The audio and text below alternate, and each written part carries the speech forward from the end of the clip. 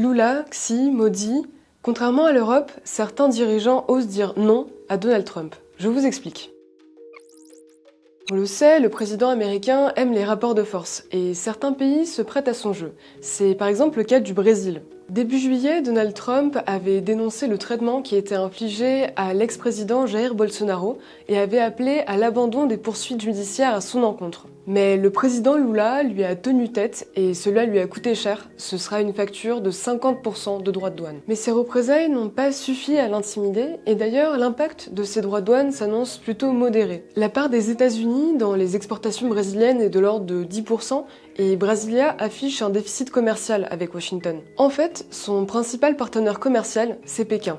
Et justement, côté chinois, le président Xi Jinping n'a lui non plus pas cédé à la provocation américaine. Rappelez-vous, l'escalade douanière du mois d'avril avait atteint des niveaux stupéfiants avec des menaces de droits de douane à 145% contre la Chine.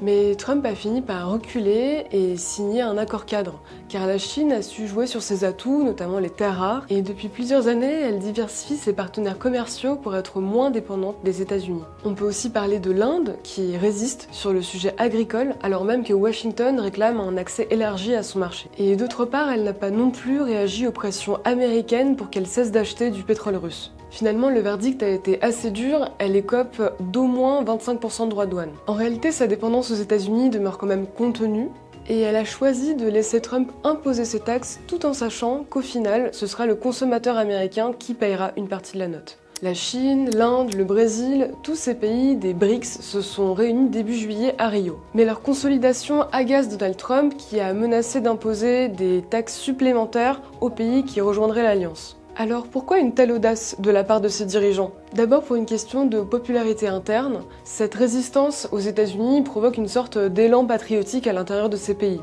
Mais aussi parce que leurs économies sont moins exposées aux États-Unis si on compare avec l'Europe ou le Japon par exemple. Et l'Europe dans tout ça? Fin juillet, elle a signé un accord qui n'était pas à son avantage et pourtant elle disposait de moyens de riposte.